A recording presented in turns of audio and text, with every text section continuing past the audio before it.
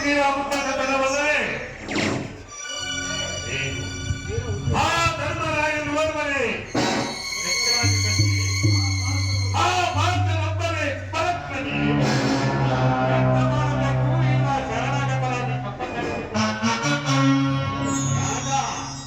ನೀನು ಒಪ್ಪುವ ಮಾತೆ, ನೀನು ಹೌದಕ್ಕೆ ಅಲ್ಲವೇ?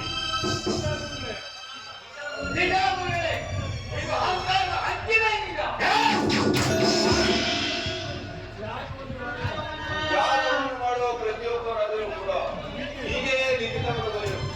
ಇದರಲ್ಲಿ ಹೆಚ್ಚೇನಿದೆ? ಆಂದನೇನು ಇದನ್ನು ಮಿಕ್ಕ ರಾಜರದ ಕೈಯಲ್ಲಿ ಬರೆಕೊಟ್ಟಿರುವರೆ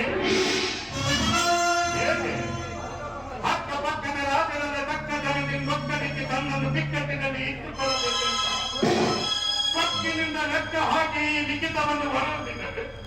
ಹೇಗೆ ಶಾಸ್ತ್ರ ತೇಜಗುಣ ಯಾವ ರಾಜನು ಈ ಅಹಂಕಾರದ ಮಾತುಗಳನ್ನು ಕೇಳಿ ಧರ್ಮರಾಜನ ಸೋಲನ್ನು ಹಾಕಿಕೊಂಡು ದಯಾಸುರನಾದ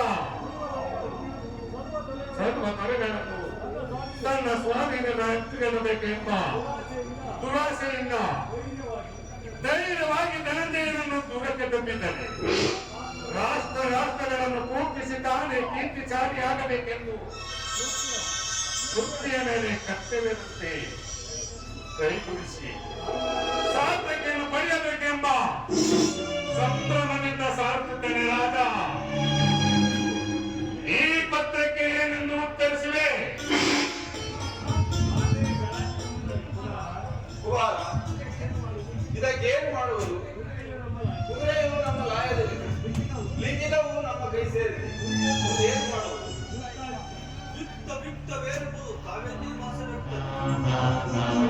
ಪಾಂಡವರು ಮುರಾರಿಯ ಭಕ್ತರು, ಅವರೊಡನೆ ಕಾಲುವುದಕ್ಕಿಂತಲೂ ಸಂಧಿ ಮಾಡಿಕೊಳ್ಳುವುದು ಯುಕ್ತವಲ್ಲದೆ.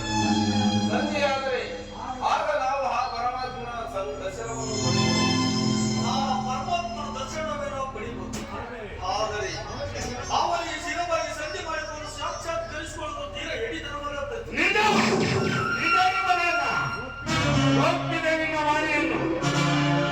ರಾಜ ಆ ಪರಮಾತ್ಮನ ಕಾಣಬೇಕೆಂದು ಆ ಪಾರ್ಥನ ಪಾದಕ್ಕೆ ಬೀಳಬೇಕೆಂದು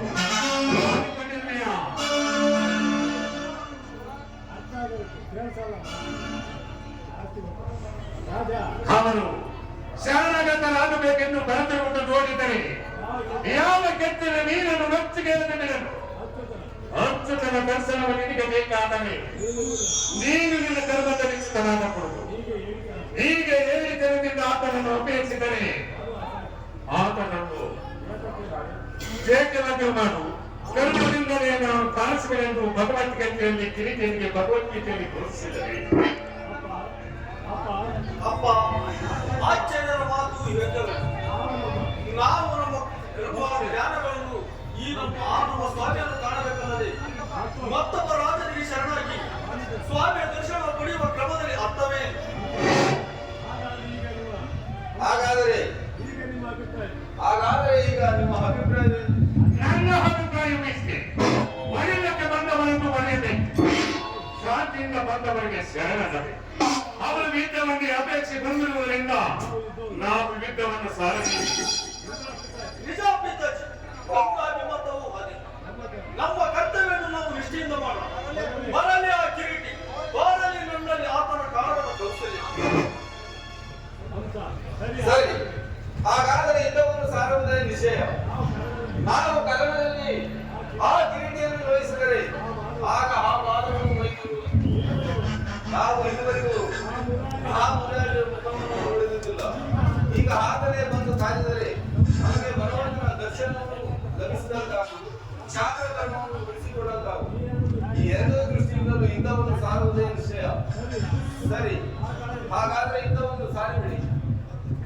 ಹಸ್ತಸ್ಪೃತ ಪದಾರ್ಥ ಶ್ರೀನಾಮಂ ಶಾಸ್ತ್ರ ತೇಜವಿ ಎಂದಿರುವ ಏನಿರುವ ಚೈನ ಚದುರಂಗಗಳು ಇದ್ದಕ್ಕ ಬರಲಿ.